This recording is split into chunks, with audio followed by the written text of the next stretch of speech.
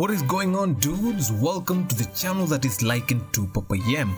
I am Rico, the gearhead, rather the Yemi of Kenya. And in case you don't know who Papa Yem is, clearly you've been living under a rock. He's a bald-headed Triumph diehard and the #1 fanboy who just can't stop buying new bikes just to give away. Head on over to his channel to bask in his rosy, loving glory. Anyway, enough of that. If you're new here, well, hello and welcome. Do consider liking and subscribing while hitting that notification bell so that you're updated whenever we post a new episode. Now, as always, this video has been brought to you by the Gear Store, your #1 stop shop for all your riding needs, from helmets to tires to bikes. We have it all, plus many more. Use the code GEARSTORE at checkout to get a discount on your first purchase. Link in the description box below. Now, in normal fashion, I intend to tackle this topic that most new riders in fact, and big ADV bikes dread the most, apart from dropping their sweet babies of course, and that is lane splitting. Now I'm going to attack this by the horns and try to keep it under 10 minutes, so wish me luck. Now, lane splitting is the art of riding in between the lanes of stationary or slow moving traffic, saving the rider both time and money. You've probably seen this a million times, and sometimes you may find some cages try to merge into the other lane only to block your path, not realizing they've just created another way for you to meander through. Now, it's definitely not for the faint of heart, as it requires both skill and precision as you meander in between the cars. Now, the downside of lane splitting is that it can be dangerous, as you risk yourself and the bike and also the cars around you from being damaged. You might scratch the car, knock or even break someone's side mirror, and that can turn nasty and costly very fast, not including also involving the police and stuff. Now, the benefit of course is that you won't have to wait for traffic to open up, as you can comfortably slip in between the angry cages and go on your merry way. Now, we are fortunate enough that lane splitting is legal in Kenya, unlike other countries where like for example in the States, where it is illegal in some states and can cause you to be arrested or fined heavily. Here are some of the tips I have come up with to help you master the art of lane splitting. Number 1, we have the type of bike that you're riding. Now, the other tips which will follow won't apply if you're riding a certain kind of bike, for example such as big ADV bikes with panniers on board. Now, depending on the road and the space in between the cars, it would be next to impossible to, like for example, lane split with a GS R1200 S with a big side panniers on the sides. Now, say like for example like trying to lane split on Uhuru Highway, especially during the morning and rush hours. Now, first, you wouldn't fit, and second, you're more susceptible to damage the cars as well.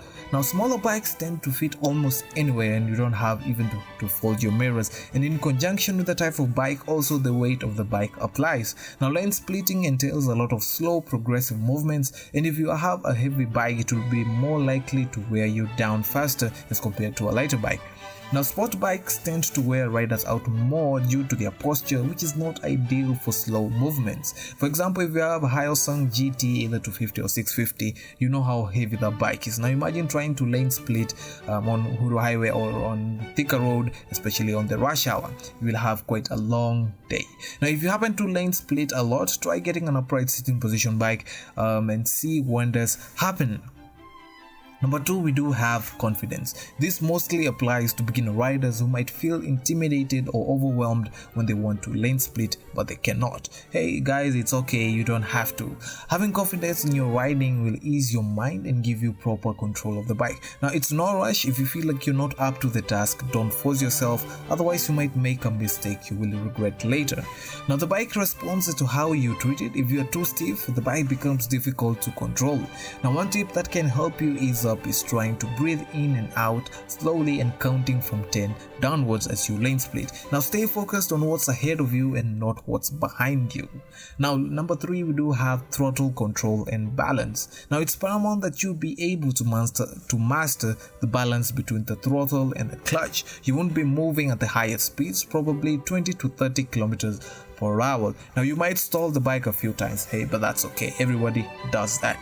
And with that comes balance. Now, most motorcycle accidents happen on slow speeds and on slow maneuvers because it requires a lot of energy and focus to keep a two-wheeled machine up.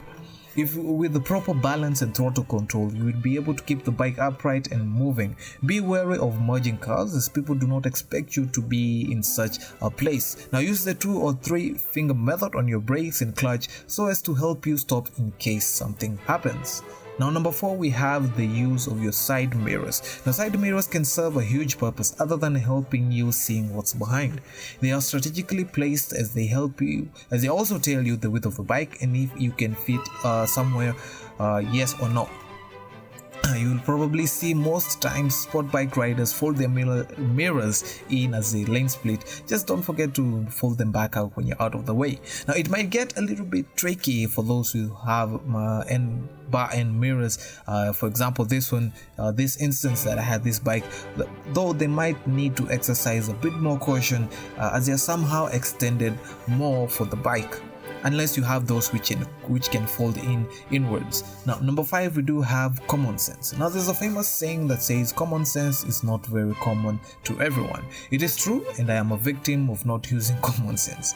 You can't just go 0 to 100 kilometers per hour lane splitting in between cars. That's a death wish and an accident waiting to happen, especially on busy roads. It is no show that you can find some pedestrians trying to cross the road in between the cars, and it's not like you can see them only when it is too late. Now lane splitting is actually dangerous. We should try to exercise a lot of caution when lane splitting. Now most people don't look to their side mirrors, especially cages, and they might even open the door as they were not expecting anyone, especially you, to be there, unless you have loud pipes which can be heard from miles away. But that's another topic.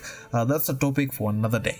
So there you have it, my top 5 tips, or rather my big 5 tips to help you to lane split. Remember to practice caution while lane splitting. It is a privilege many take for granted, especially now in Kenya, where motorcycle rules are not that enforced.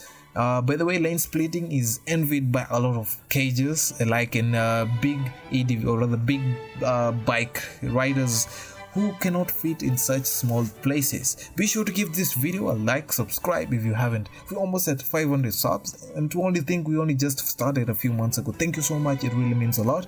If you have any question, please don't forget to DM me on our Instagram at Rico the Gearhead, and also don't forget to check out our website, the Gear Store, link below for some amazing offers, amazing content. A lot of you guys have been seeming to like the blogs that we do. We intend to do more of those in the coming weeks. Now don't forget to like and subscribe, and also share this channel with everyone. And until next time guys, stay safe, ride safe, and I will see you in the next one.